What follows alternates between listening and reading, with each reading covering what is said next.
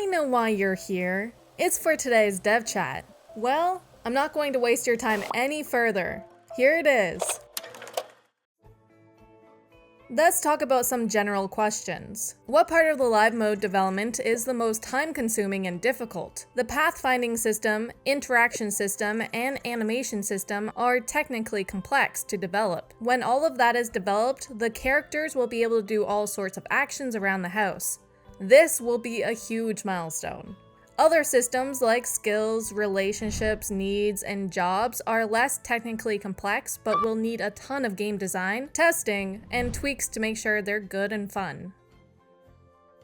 What's the next focus after the interaction menu and queue? Looking into multitasking, adding a feature to the animation system so that different animations can be played for a given interaction depending on the height of the character, adapting the walk and run animations so it works regardless of the height of the character, and making the character do little side steps if they need to turn around while standing in place are all things that are next on the to-do list.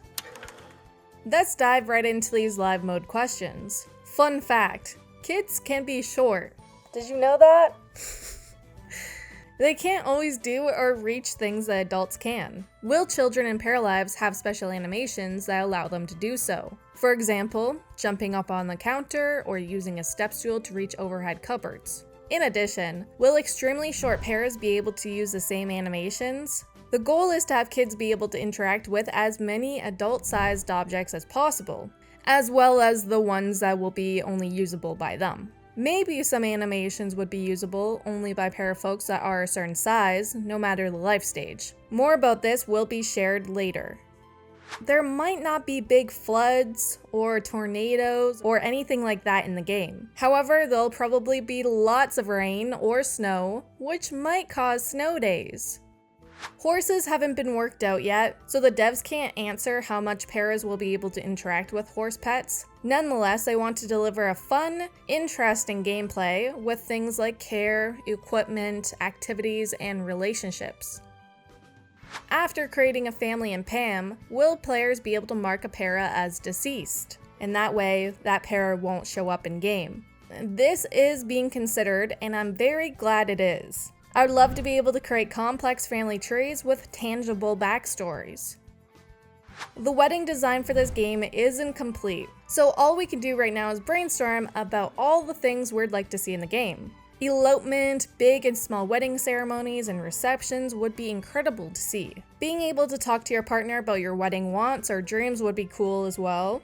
I feel this hardcore because right now I'm planning a real-life wedding, although our wedding won't be anytime soon. It's crazy how expensive weddings are nowadays. Just saying. On to build mode things. You'll be able to switch between imperial and metric measurements while building.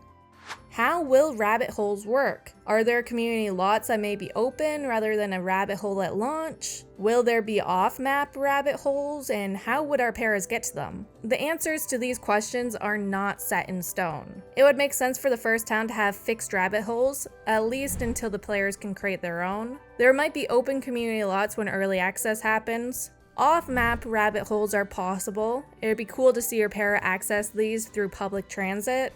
So, yeah, sounds like a lot of good stuff.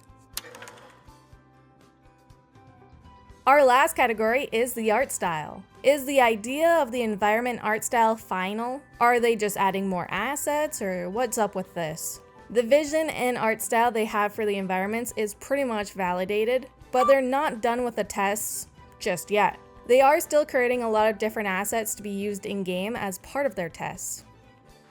Thank you for watching. If you like these dev chats, please don't forget to like this video and subscribe for future Paralives news. If you want early access to videos, community posts and polls, and a name credit in my YouTube videos, please consider supporting me through Patreon. If we meet one of my Patreon goals, I have this insane idea for a video. Or at least I think it's pretty insane. I don't know if you will. I hope so. I can't tell you too much right now, but you can learn a little bit more about it on my actual Patreon page. The link for that is in the description box.